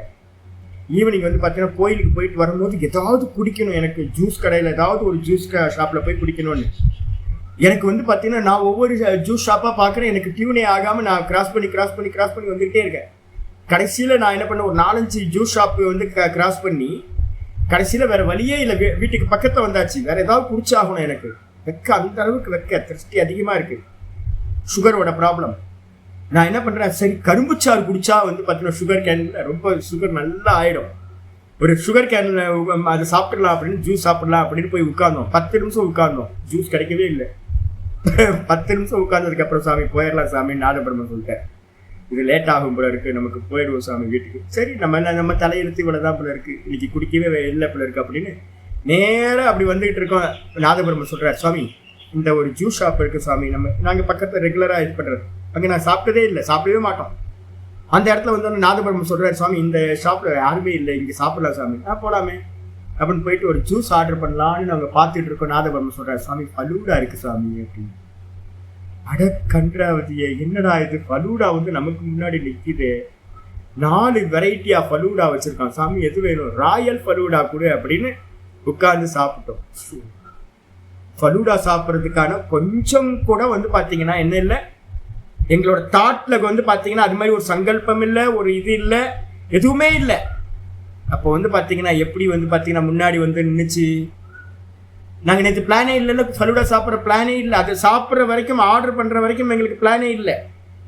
அப்போ எனக்கு முன்னாடி ஒரு அரை மணி நேரத்துக்கு முன்னாடி கேட்டிருந்தீங்கன்னா என்ன ஆசை இருந்திருக்குன்னு கேட்டால் நான் என்ன சொல்லிப்பேன், அப்போ நான் ஒன்றுமே இல்லை எனக்கு அப்படின்னு.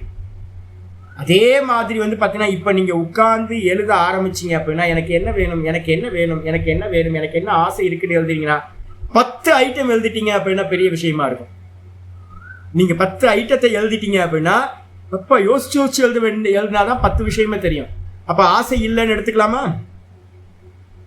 ஆசையே இல்லைன்னு உங்களெல்லாம் சொல்லாமா? புத்தர் ஆயிட்டீங்கன்னு சொல்லாமா? எல்லாரும் புத்தாவை ஆயிட்டீங்க, ஆசையே இல்லை, ஆஹா எவ்வளோ பெரிய எல்லாம் நிஷ்காமர் ஆயிட்டீங்க அப்படின்னு சொல்லாமா? அப்படின்னா நிஷ்காமமாக இருந்துச்சு அப்படின்னா முக்தி அடைஞ்சிருக்குமே. அப்போ எங்க சாமி இருக்கு அப்படின்னு கேட்டிங்கன்னா ஸ்தூல ரூபத்தில் இருக்கிறது தான். இப்போ உங்களுக்கு ஒரு 10 எழுதலாம். அந்த ஸ்தூலத்துக்கு அந்நியமாக வந்து பார்த்தீங்கன்னா சூக்ஷ்மமாக வாசனா ரூபத்தில் வந்து பார்த்தீங்கன்னா உங்களுடைய ஹிருதயத்தில் வந்து பார்த்தீங்கன்னா அப்படியே வந்து பார்த்தீங்கன்னா கோடிக்கணக்கான ஆசைகள் தூங்கிக்கிட்டு இருக்கு. எவ்வளோ கோடிக்கணக்கான ஆசைகள், 1 2 இல்லை, நிறைய ஜென்மத்தில் வந்து என்னெல்லாம் நம்ம வந்து பார்த்தீங்கன்னா ஆசைப்பட்டிருப்போமோ அது எல்லாம் இங்கே வந்து பார்த்தீங்கன்னா நம்மளுடைய ஹிருதயத்தில் வந்து பார்த்தீங்கன்னா வெளிப்படாம அபராமிஷ்டம் அப்படின்னு நம்ம சொல்றோம். பிரசுப்த வாசனைகள் அப்படின்னு அதுக்கு பேரு. சூக்ஷ்மத்தில் வந்து பார்த்தீங்கன்னா இருக்கிறது, வெளியில தெரியவே தெரியாது. அப்படிப்பட்ட வாசனைகள், காம வாசனைகள் வந்து பார்த்தீங்கன்னா ஆசைகள் எல்லாம் இந்த ஹிருதயத்தில் வந்து பார்த்தீங்கன்னா தூங்கிக்கிட்டு இருக்கு, நமக்கு தெரியவே தெரியாது. அது அந்தந்த சமயத்தில் வெளியில வர்றது. அந்த ஆசைகள் எல்லாம் வந்து பார்த்தீங்கன்னா என்ன ஆகுதுன்னா எப்போ சுவாமி நாசமாகும் அப்படின்னு கேட்டிங்கன்னா ஆசைகளை வந்து பார்த்தீங்கன்னா 3 விதமாக பிரிங்க. ஒன்று ஸ்தூல ஆசைகள், இன்னொன்று சூக்ஷ்ம ஆசைகள், இன்னொன்று வந்து பார்த்தீங்கன்னா காரண ஆசைகள். ஸ்தூலம் அப்படின்றது வந்து பார்த்தீங்கன்னா சாமி இந்த வாசனைகளோட கனெக்ட் பண்ண முடியுமா அப்படின்னா ஆமாம். வாசனைகளை சொல்லும்போது எத்தனை வெரைட்டியாக நம்ம யோக சூத்திரத்தில் படிச்சிருக்கோம். பிரசுப்த தனு விச்சின்ன உதாராணம் 4 வாசனை. பிரசுப்த வாசனை அப்படின்னு பேரு. வாசனைகள்லாம் தூங்கிக்கிட்டு இருக்கிற வாசனைகள், வெளியில தெரியாதது. வாசனைகள்னாவே என்ன அர்த்தம்னு கேட்டீங்கன்னா காமங்கள் தான். என்ன இருக்கு, தூக்கத்துல எப்படி வெளியில தெரியாம இருக்கோ அது மாதிரி நம்மளுடைய காரண தத்துவத்துல வெளிப்படாம நிறைய ஆசைகள், கோடிக்கணக்கான ஆசைகள் வந்து பாத்தீங்கன்னா பேஸா நம்ம ஹிருதயத்துல இருக்கிறது.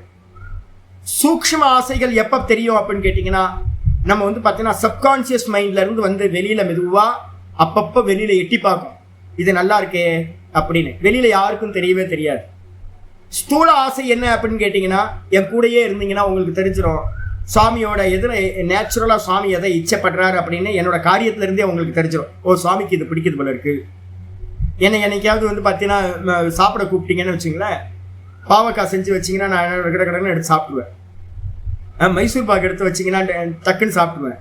காஃபி வச்சிங்க அப்படின்னா ஒன்றுமே சொல்லாமல் எடுத்து சாப்பிடுவேன். இப்போ நீங்கள் என்ன பண்ணலாம், ஓஹோ சுவாமிக்கு காஃபி ரொம்ப பிடிக்கும் போல இருக்கு, சுவாமிக்கு மைசூர் பாக்குனா ரொம்ப பிடிக்கும் போல இருக்கு, சுவாமிக்கு பாவக்காய் பிடிக்கும் போல இருக்கு, சுவாமிக்கு வந்து பார்த்தீங்கன்னா கார் பார்த்தா வந்து பார்த்தீங்கன்னா கார் பார்க்குறாரு, கார்லாம் நல்லா பிடிக்கும் போல இருக்கு, கிரிக்கெட் பார்த்துக்கிட்டே இருக்காரு அப்போ கிரிக்கெட் பிடிக்கும் போல இருக்கு. இதெல்லாம் வந்து பார்த்தீங்கன்னா நீங்கள் நேச்சுரலாக ஒருத்தருக்கு சொல்லலாம், பார்க்கும்போதே தெரிஞ்சிடும்.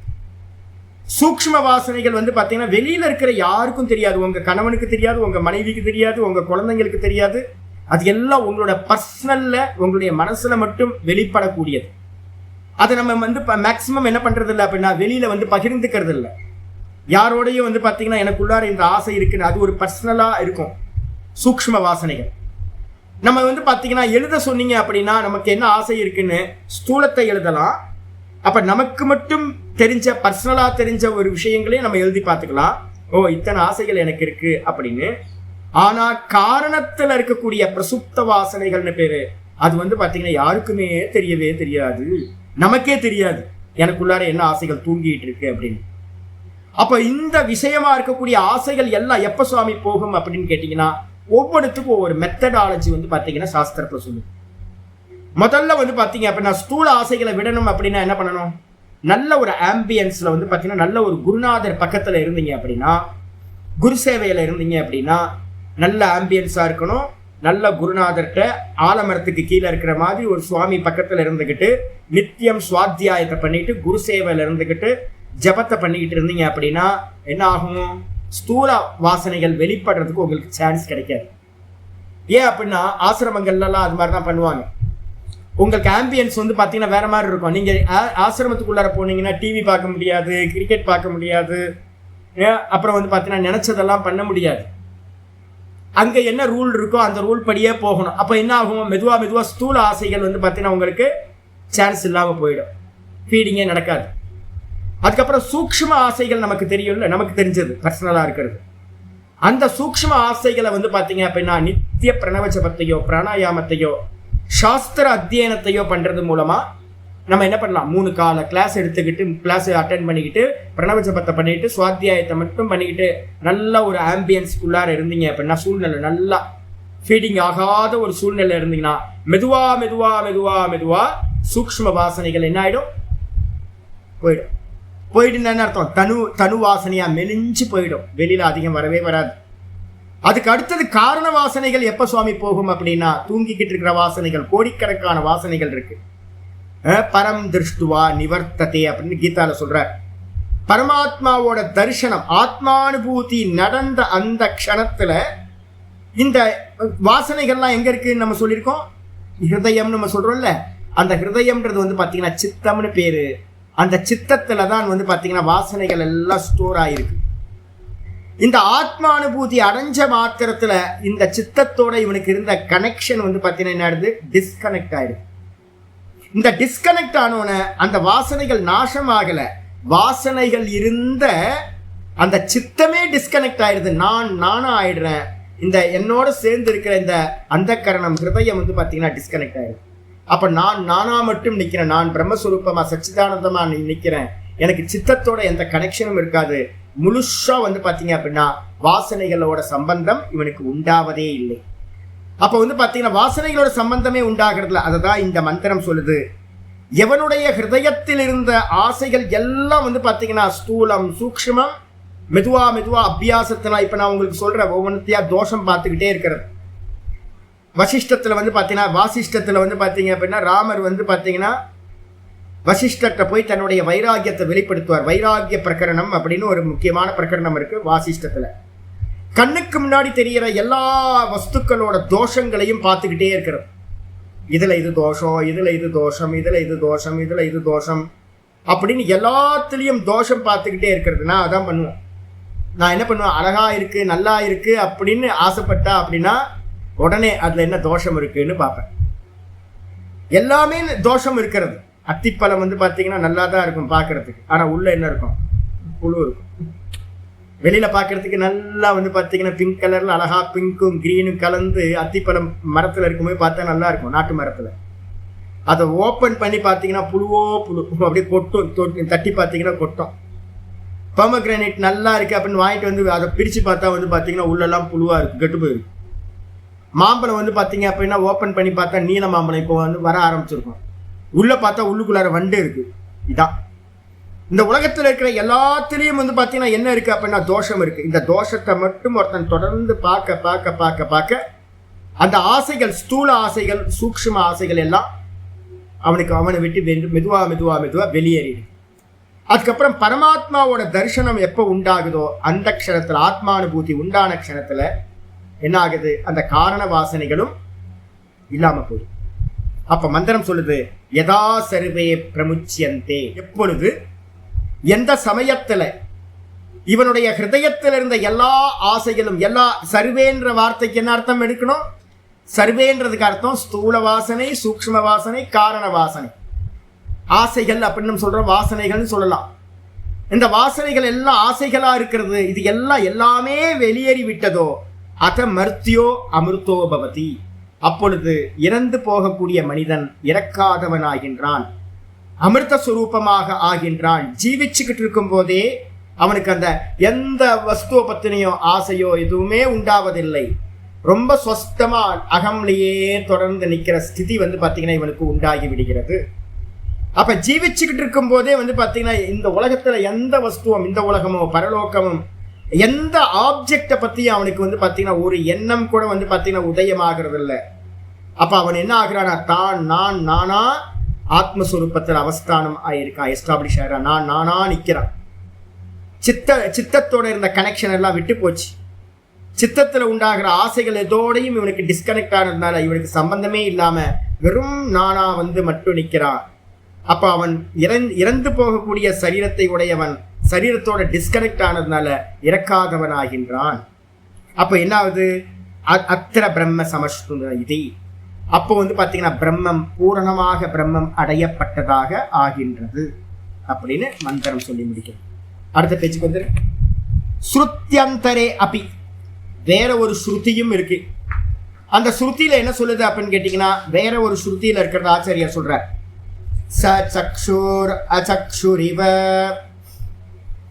ஒருத்தன் பிரம்மா அனுபூதி பண்ணும்போது நிர்விகல்ப சமாதி அப்படின்னு பேர்.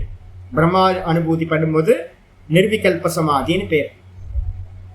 லாஸ்ட்ல நம்ம பார்த்தீங்கன்னா பரம்பிரசங்கியானம்னு ஒரு ரேஞ்சில் சித்தத்தோட பார்த்தீங்கன்னா இருக்கிற கனெக்ஷனை நம்ம என்ன பண்றோம், வெட்டி பரவைராக்கியத்து மூலமா அதை தூக்கி போடுறோம். நான் சித்தமில்லை அப்படின்னு.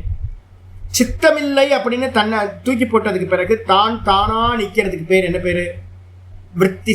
அந்த இடத்துல என்ன ஆகுது, ததா திரஷ்டுக்கு சுரூபே அவஸ்தானம். யோக சித்த விற்பி நிரோதக. சித்த விற்த்திகள் எல்லாம் நிரோதமான நிலையில பார்ப்பவன் பார்ப்பவனாகவே எஸ்டாப்ளிஷ் ஆகிறான். அந்த பார்ப்பவன் பார்ப்பவனாக நிற்கிறதுக்கு பேர் தான் நிர்விகல்பம்னு பேர். அந்த இடத்துல நாமம் இல்லை, ரூபம் இல்லை, குணங்கள் இல்லை, எந்த ஒரு கல்பனைகளும் இல்லை. இதெல்லாம் கல்பனை, மனசு பண்ற ப்ரொஜெக்ஷன் எல்லாம் இல்லாம போயிடுது. இல்லாம போன மாத்திரத்துல அங்க யார் இருக்கானா, வெறும் சச்சிதானந்த பிரம்மஸ்வரூபமா அவன் இருக்கான். அதுக்கு பேர் நிர்விகல்பம்னு பேர். அந்த சமாதியிலிருந்து கீழே இறங்குறவனுக்கு என்ன பேர் அப்படின்னா வியுத்தான அவஸ்தா அப்படின்னு பேர். அதுக்கு பேர். சமாதியில இருந்தவன் என்ன பண்ணுவான், பரமாத்மாவோட தரிசனம் உண்டாச்சு, அவன் திரும்ப கீழே இறங்குறான். கீழே இறங்கும் போது பாத்தீங்க அப்படின்னா அவனை தான் ஜீவன் முக்தன் அப்படின்னு சொல்றோம். அவனுக்கு சரீரத்தோட பிரஜை வந்துருது, சரீரத்துல இறங்குறான்னு வச்சுங்க. அப்ப அந்த சரீரத்துல இறங்குறவன் என்ன பண்ணுவான், வரப்போகுது நிறைய கொட்டேஷன் கொடுக்க போறோம். எக்ஸலண்டான கொட்டேஷன்லாம் சாஸ்திரத்துல இருக்கு. இந்த ஒரு சும்மா சாதாரண எக்ஸாம்பிள் சொல்லுவான். என்ன பண்ணுவான் அப்படின்னு கேட்டீங்கன்னா, ஆமை பாத்தீங்கன்னா என்ன பண்ணுவான், முட்டை இடுறது பாத்தீங்கன்னா கடற்கரை ஓரத்துல பாத்தீங்கன்னா முட்டை இட்டு அதை மண்ணு போட்டு மூடிட்டு பாத்தீங்கன்னா கடலுக்குள்ளார போயிடுமா, திரும்ப வராது, திரும்ப வரவே வராது. ஆமை யூடியூப்ல எல்லாம் பாத்தீங்கன்னா வீடியோஸ்லாம் இருக்கு. அப்ப திரும்ப வரவே வராது. ஆனா அதோட கவனம் எங்க இருக்கும் அப்படின்னா, மெடிடேட் எதை பண்ணுவோம் அப்படின்னு கேட்டீங்கன்னா, அந்த முட்டைகளையே பாத்தீங்கன்னா மெடிடேட் பண்ணிக்கிட்டே இருக்குமா. அந்த முட்டைகளை பார்த்தீங்கன்னா சிந்தனை பண்ணி அந்த முட்டை பார்த்தீங்கன்னா எல்லாம் நல்லா மெச்சூரிட்டி ஆகி உடஞ்சி அதுல இருந்து நூற்றுக்கணக்கான குஞ்சுகள் வர ஆரம்பிச்சு. அதுக்கும் இதுக்கும் அம்மாக்கும் முட்டைக்கும் சம்மந்தமே இருக்காது. ஆனா கடலுக்குள்ளார போயும் கூட அந்த முட்டைகளையே சிந்திச்சுக்கிட்டு இருக்கிற மாதிரி இவன் பிரம்ம இந்த நிர்விகல்ப சமாதியில இருந்த ஒருத்தன் என்ன பண்ணுவான் அப்படின்னு கேட்டீங்கன்னா, நிர்விகல்பத்துல இருந்து கீழே இறங்கினதுக்கு பிறகு கூட அந்த நிர்விகல்பத்தில் இருந்த பேரானந்தத்திலேயே பார்த்தீங்கன்னா மனசு இருக்கும். இப்போ நமக்கு பார்த்தீங்கன்னா எனக்கு நான் டெய்லி அனுபவிக்கிறேன், இன்னைக்கு கூட அனுபவிச்சுட்டு இருக்கேன். தூக்கத்துலேருந்து காலையில் பார்த்தீங்கன்னா ஒரு 2:30 மணிக்கு 2:45 3 மணி போல் முடி போகிறதுன்னு வச்சுங்க, நல்ல ஆனந்த தூக்கமாக இருக்கும். நான் மெடிடேட் பண்ணுவேன் அந்த இடத்த. வேக்கப் ஆனதுக்கு பிறகு பார்த்தீங்கன்னா என்ன ஆனந்தம் இல்லை அப்படின்னு பார்த்தீங்கன்னா எந்திரிக்கணும்னு நினைப்பே வராமல் நான் மெதுவாக அந்த ஆனந்தத்தையே கவனம் கொடுத்துக்கிட்டே இருப்பேன். எப்படி தூங்கி முடிச்சோன்னே அந்த தூக்கத்தில் என்ன ஆனந்தம் இருந்துச்சோ அதை அப்படியே மெயின்டைன் பண்ணிக்கிட்டே இருக்கிறது. இதே மாதிரி பார்த்தீங்கன்னா மேல இருந்து கீழே இறங்கினவன் என்ன பண்ணுவான், சமாதியிலேருந்து கீழே இறங்கினவன் சரீரத்தில் வேக்கப் ஆயிடுவான். ஆனாலும் அவனோட கவனம் எங்க இருக்கும் அப்படின்னு கேட்டீங்கன்னா, பூரணமா அந்த சமாதி ஸ்திதியிலேயே இருக்கும். அதுக்கு என்ன பேரு சுவாமி அப்படின்னா, அதுக்கு பேர் தான் சகஜ சமாதி அப்படின்னு பேர். நிர்விகல்ப சமாதியிலிருந்து கீழே இறங்குனா அந்த சமாதியை வந்து பார்த்தீங்கன்னா வெளியில தேகம் இருக்கும், ஆனால் கலையாம இருந்துச்சு அப்படின்னா சமாதி அவஸ்தா உள்ளுக்குள்ளார கலையாம இருக்கும். வெளியில பார்க்குறவங்களுக்கு அவர் போறாரு வராரு, மெதுவா போவாரு, சாப்பிடுவாரு, ஏதாவது பண்ணுவார், ரொம்ப கம்மியான விவகாரங்கள் இருக்கும். அப்படி நடந்துகிட்டு இருக்கும்போது கூட வந்து பார்த்தீங்கன்னா உள்ளுக்குள்ளாரே அவருடைய மனசு வந்து பார்த்தீங்கன்னா சதா உள்ளுக்குள்ளாரே அந்த பிரம்மஸ்வரூபத்திலே லயிச்சு போயிருக்கும். அதுக்கு பேர் சகஜ சமாதி அப்படின்னு பேர். வெளியில இருக்கிறதோட எதுலையுமே ஒட்டுதலே இருக்காது. என்ன நடந்தாலும் அவங்களுக்கு எந்த சம்பந்தமும் இருக்காது. எதோட ஒட்டுதலே இல்லாத ஒரு மூணாம் மனுஷன் மாதிரி வந்து பார்த்தீங்கன்னா உதாசீன பாவத்திலேயே இருப்பாங்க. அப்போ அவங்க கவனம் எங்க இருக்கும்? பூரணமா அந்த உள்ளுக்குள்ளார அந்த நிஷ்டையில இருந்த பிரம்மஸ்வரூபத்திலேயே லயிச்சு போயிருக்கிறது. சகஜ சமாதி அப்படின்னு பேரு. அந்த மந்திர அதை வந்து பார்த்தீங்கன்னா இங்க மந்திரமா சொல்லுது ஆச்சாரியர் சொல்ற. அப்போ சகஜ நிலையில இருக்கிறவனுக்கு, சகஜ சமாதியில இருக்கிறவனுக்கு எப்படி இருக்கும் அப்படின்னா, சச்சக்ஷுர் அச்சக்ஷுர் இவ. சச்சக்ஷு கண்கள் தெரியும், அவருதான் கண் இருக்கே, சமாதியிலிருந்து வெளிச்சோன்னு அவர் பார்க்கிறாரே, அவர் கண்ணை திறந்து பார்க்கிறாருங்க. ஓ, கண்ணை திறந்து பார்க்கிறாரா? அப்ப கண்ணு இருக்கா? ஆமா, சமாதியிலிருந்து கீழே இறங்குறவருக்கு கண்ணு இருக்கு, ஆனா கண்ணு இல்லாத மாதிரி.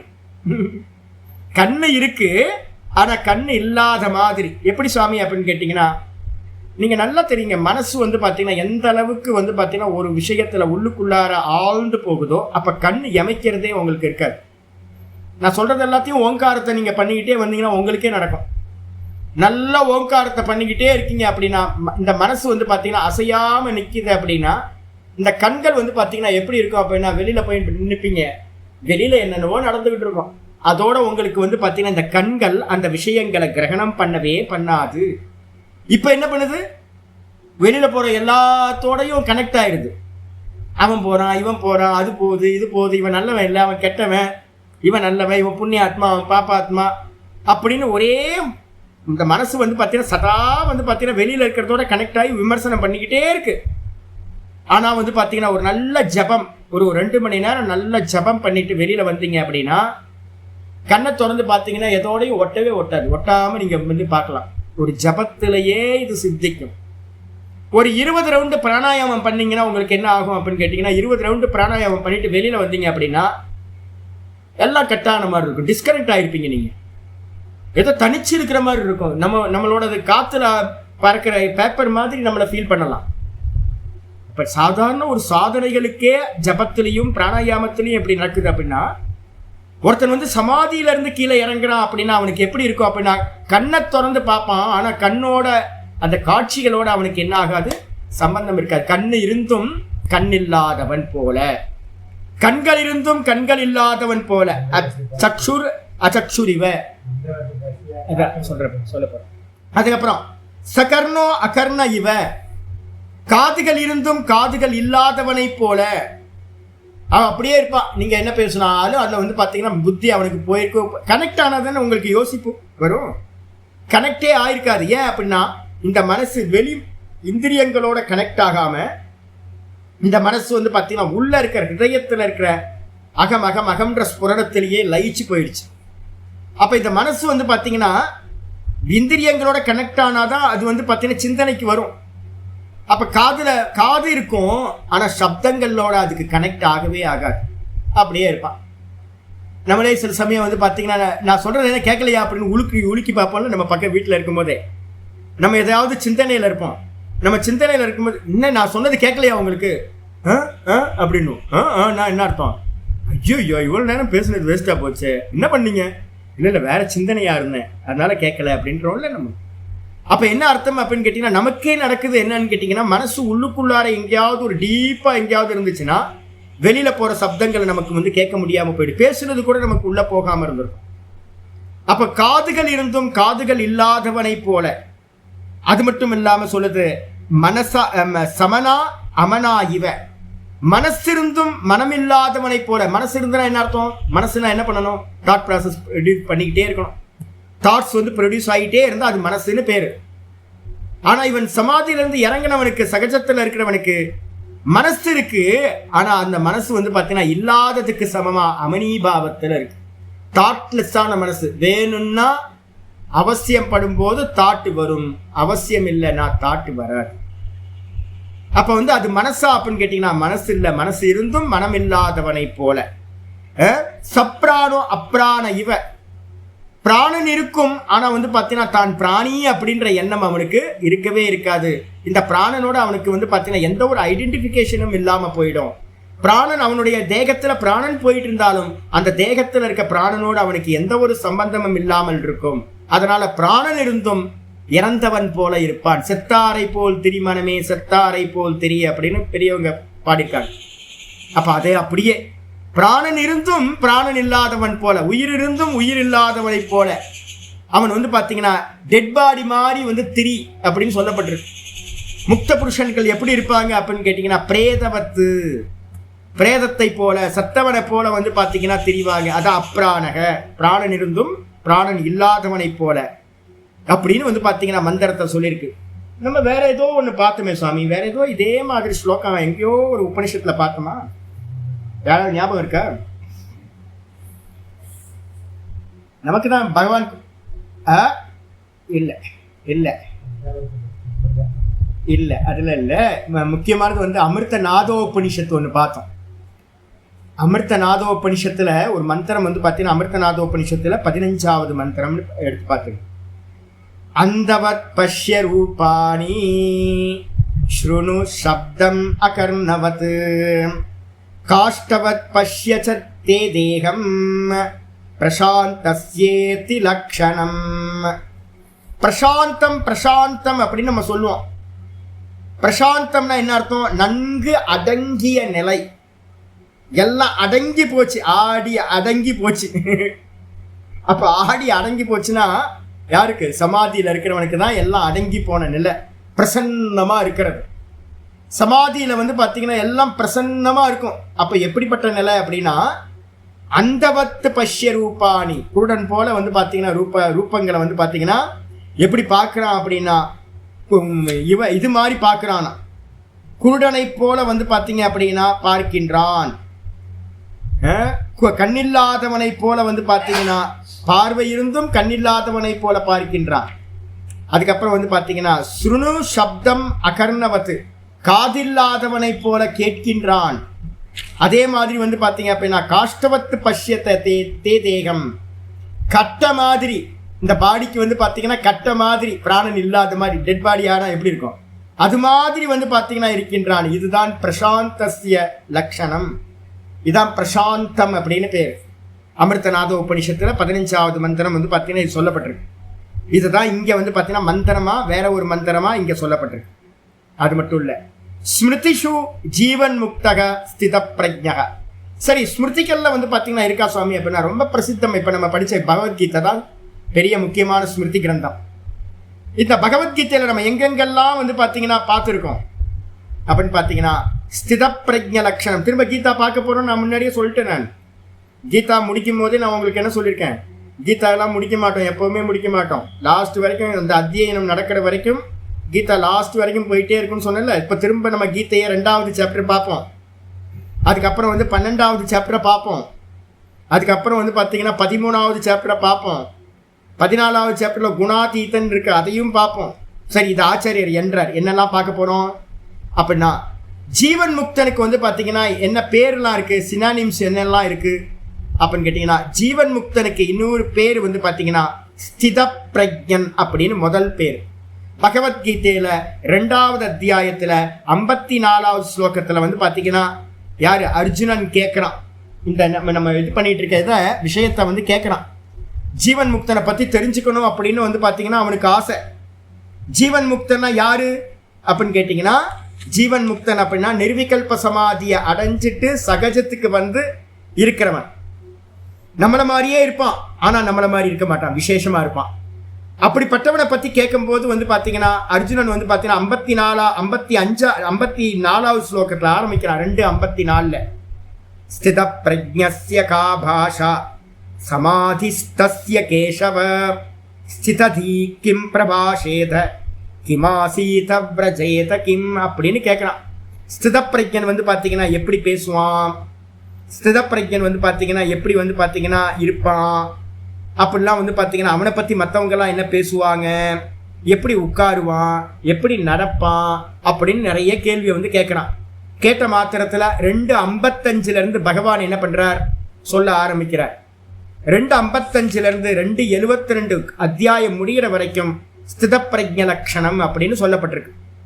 அப்போ சமாதியிலிருந்து வெளியில வந்தவன் ஜீவன் முக்தனா இருக்கக்கூடியவன் வந்து பார்த்தீங்கன்னா அங்க 2வது அத்தியாயத்தில் சொல்லப்பட்டது ஸ்தித பிரஜ்ஞன் அப்படின்னு பேர். அப்ப ஜீவன் முக்தனுக்கு இன்னொரு பேரு ஸ்தித பிரஜ்ஞன்.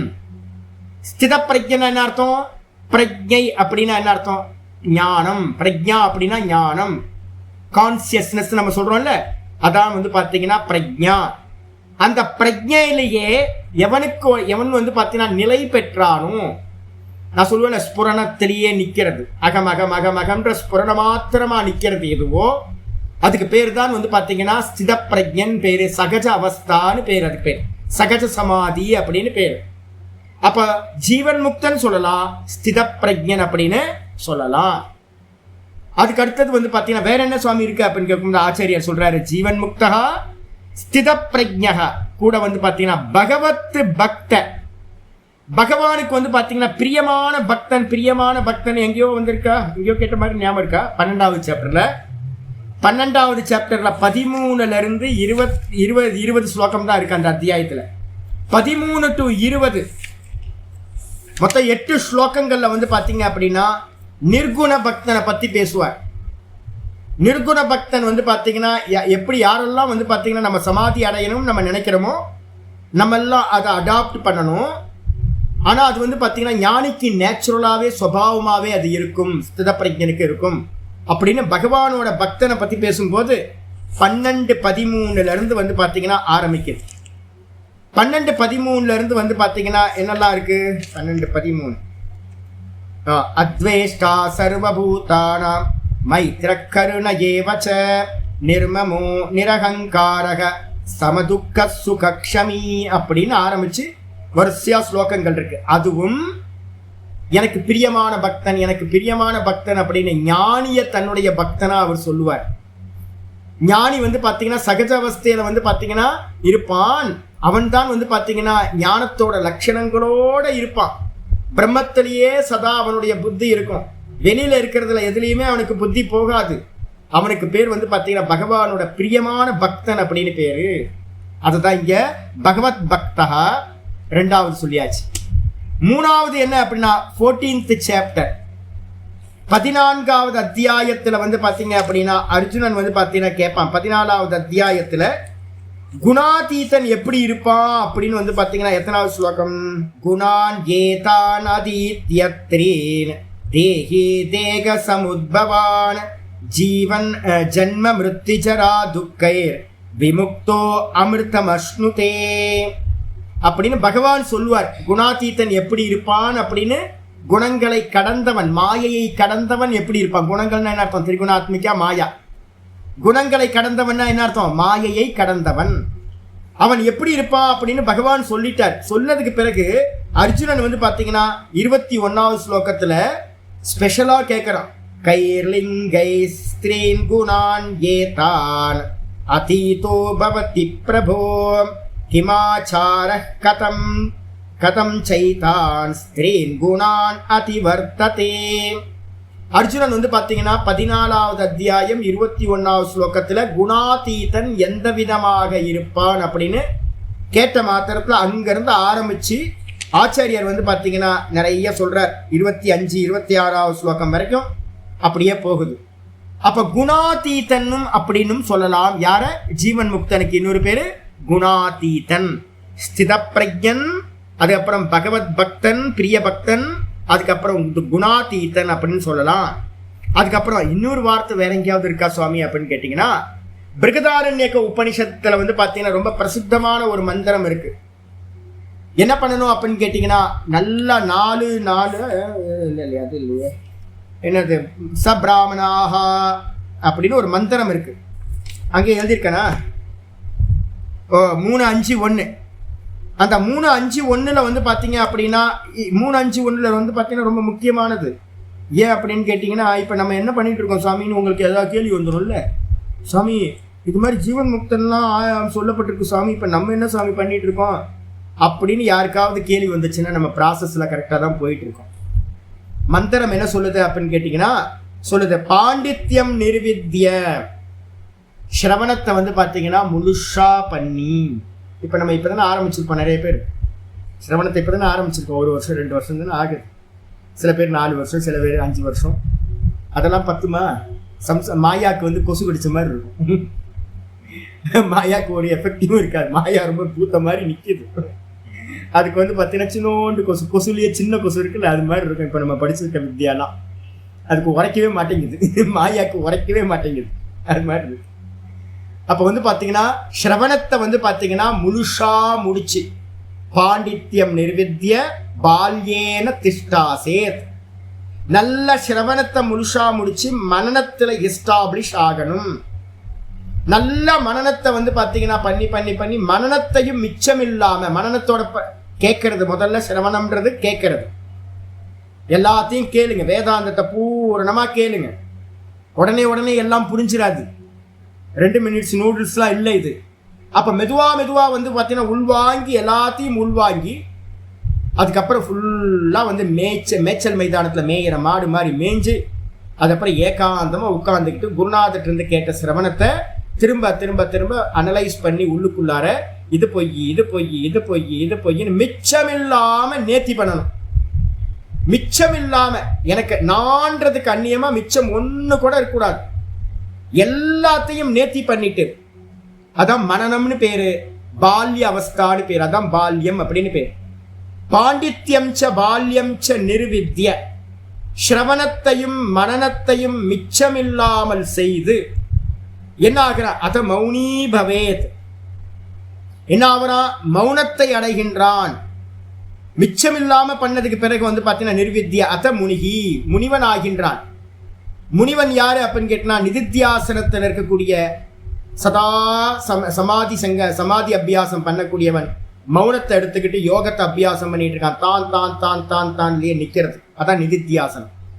அந்த தான் தான் தான்லயே நிக்கிறவன் பார்த்தீங்கன்னா முனிகி. மௌனம் ச நிர்வித்ய, அந்த நிதித்தியாசனமும் ஒரு சாதனா தான், அங்கேயும் ஒரு எஃபர்ட் இருக்கு, சாதனா இன்னும் முடியல. அப்ப எப்ப பார்த்தீங்கன்னா தான் தான் தான் தான்ல எஸ்டாப்ளிஷ் ஆயிட்டானோ, அப்ப பார்த்தீங்கன்னா மௌனம் இன்மையும் இல்லை, மௌனமும் இல்லை, ரெண்டுத்தையும் கடந்து பார்த்தீங்கன்னா என்ன ஆகிறான்? ச பிராமணக அத பிராமணக ச பிராமணக, அவன் தான் பிராமணன் அப்படின்னு சொல்லுது. அப்ப மௌனம் ச நிர்வித்ய அத பிராமண அப்படின்னு பார்த்தீங்கன்னா ஜீவன் முக்தன் ஆகின்றான். அப்ப ஜீவன் முக்தனுக்கு இன்னொரு பேர் என்ன பேர் தெரியுங்களா? பிராமணன் அப்படின்னு பேரு. அவன் தான் ஒரிஜினல் பிராமணன். நம்மெல்லாம் பார்த்தீங்கன்னா வேஷதாரி பிராமணன், சும்மா பூணூல போட்டாலும் பிராமணன் ஆக முடியாது. அப்ப பார்த்தீங்கன்னா பிராமணன்ற சப்தமும் ஜீவன் முக்தனுக்கு ஒரு பரியாய வாட்சியாக, வேற ஒரு சினானிம்ஸா சொல்லப்பட்டிருக்கு. இந்த விதமா பார்த்தீங்கன்னா ஆதி, அது மட்டும் இல்ல, இன்னொரு பேர் இருக்கு, இங்கேயே படிக்க போறோம். அதிவர்ணாசிரமி அப்படின்னு ஒண்ணு இருக்கா, நம்ம கேட்டிருப்போம் எங்கேயாவது. அத்தியாசிரமின்னு கேள்விப்பட்டிருப்போம். அத்தியாசிரமின்னு சொல்லுவாங்க, இல்லைன்னா அதிவர்ணாசிரமின்னு சொல்லுவாங்க. இப்ப நான் பேச போறது எல்லாமே ரமணர்கிட்ட பார்த்தீங்கன்னா, நீங்க யாராவது பார்த்தீங்கன்னா புக்ஸை எடுத்து பார்த்தீங்கன்னா ஸ்பஷ்டமா இருக்கும் உங்களுக்கு. ரமணர்கிட்ட எல்லாம் பொருந்தி வரும், ஒரு லட்சணம் கூட மிஸ்ஸே ஆகாது. இப்ப நான் சொல்றது எல்லாம் அப்படியே பொருந்தும், பகவான் ரமணர்கிட்ட பார்த்தீங்கன்னா பொருந்தும். அப்ப பார்த்தீங்கன்னா அத்தியாசிரமி ரமணர் பார்த்தீங்கன்னா எப்படி இருந்தார் லைஃப் ஸ்டைல் அப்படின்னா, அத்தியாசிரமின்னு அவர் சொல்லுவார். வந்தோடனே திருவண்ணாமலைக்கு வந்தோடனே அவர் என்ன பண்ணிட்டாருன்னா பூணூல்லாம் கழட்டி தூக்கி போட்டார், அவ்வளவுதான். பழைய போட்டோ எல்லாம் பார்த்தீங்க அப்படின்னா மாடு மேய்க்கிறவங்க மாதிரியே இருப்பார். பார்த்தீங்கன்னா உங்களுக்கு தெரியும், ஒரு 8 வயசு 10 வயசு 14 வயசு 14-15 வயசுல ஒரு போட்டோ இருக்கும், ஒரு குகையில உட்கார்ந்துருக்க மாதிரி ஒரு ஃபேமஸான ஒரு போட்டோ இருக்கு.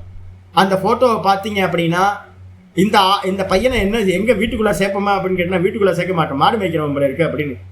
அப்படிதான் இருப்பான். சக்கிலியனா இருப்பானோ, செருப்பு தைக்கிறவனா இருப்பானோ, சாண்டாளனா இருப்பானோ, அவனெல்லாம் போய் உள்ள சேர்க்க முடியுமா? அப்படிதான் இருக்கும். ஏன் அப்படின்னு கேட்டீங்கன்னா, அவர் வரும்போதே என்ன பண்ணிட்டாரு அப்படின்னு கேட்டீங்கன்னா, எல்லாத்தையும் நம்மள்ட்ட இருக்கக்கூடிய பேதங்கள்லாம் அவர் இல்லவே இல்லை. பிராமணன், சாண்டாளன், மண்ணாங்கட்டி, புண்ணாக்கெல்லாம் எந்த பேதமும் இல்லை. சர்வத்தையும் கடந்தவரா பார்த்தீங்கன்னா அத்தியாசிரமியா வாசம் பண்ணிட்டு போயினார். இவர் எப்படி இருந்திருப்பார்? சதாசிவ பிரமேந்திரன் எப்படி இருந்திருப்பார்? எப்படி இருந்தார்? ஏதாவது அடையாளம் இருந்திருக்கா அவர்கிட்ட அப்படின்னு கேட்டிங்கன்னா எந்த அடையாளமும் இல்லை. அத்தியாசிரமின்னு பேர். அத்தியாசிரமி அதி வர்ணாசிரமின்னு பேர். அதிவர்ணாசிரமின்னு என்ன அர்த்தம்? எந்த வர்ணத்திலையும் சேர்க்க முடியாது, எந்த ஆசிரமத்திலையும் சேர்க்க முடியாது. பிராமண க்ஷத்திரிய வைசிய சூத்ரன்ற ஆளும் இல்லை, இதுல எதுவுமே இல்லை.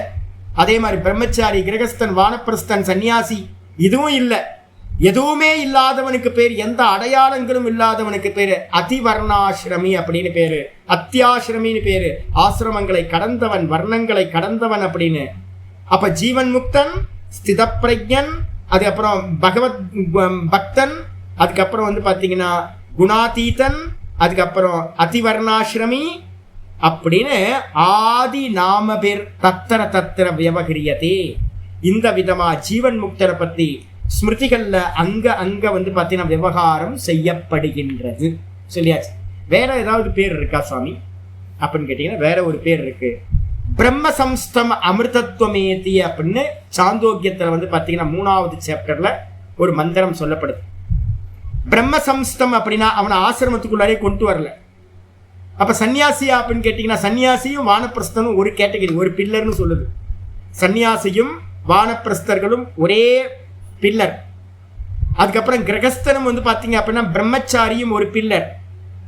அதுக்கப்புறம் நைஷ்டிக பிரம்மச்சாரி ஒரு பில்லர். மொத்தம் 3 பில்லரா இந்த சொசைட்டியை வந்து 3 பில்லரா தாங்கிக்கிட்டு இருக்குன்னு சொல்லுது. நைஷ்டிக பிரம்மச்சாரியம் இருக்கவங்க நிறைய பேர் இருக்காங்க. அதுக்கப்புறம் வந்து பாத்தீங்க அப்படின்னா கிரகஸ்தாசிரமத்தையும் பிரம்மச்சாரி, சாதாரண குருவான பிரம்மச்சாரின்னு சொல்லுவோம், அந்த பிரம்மச்சாரியும் ஒரு பில்லரா சொல்லப்பட்டிருக்கு, 2வது பில்லர்.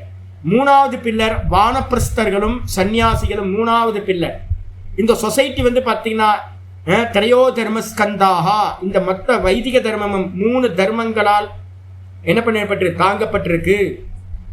அப்ப பிரம்மனிஷ்டனை அவனை சேர்க்கவே இல்லை, அவன் எதுலையுமே ஆளே இல்லை.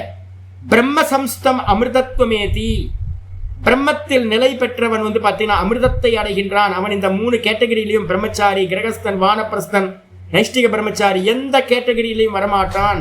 பிரம்மத்தில் நிலை பெற்றவன் அப்படின்னு அவனுக்கு. அப்ப இங்க கூட நீங்க என்ன பண்ணிக்கணும், பிரம்ம சம்ஸ்தம் அப்படின்ற வார்த்தையை எழுதிக்கணும். பிரம்ம சம்ஸ்தம்ன்ற வார்த்தையில இது சொல்லப்பட்டிருக்கு. இத்தனை விதத்துல ஜீவன் முக்தன் ஒருத்தன் இருக்கான் அப்படின்றதுக்கு இவ்வளோ பிரமாணங்கள் சொல்லப்பட்டிருக்கு. மீதி இருக்கிறத நம்ம நாளைக்கு பார்க்கணும்.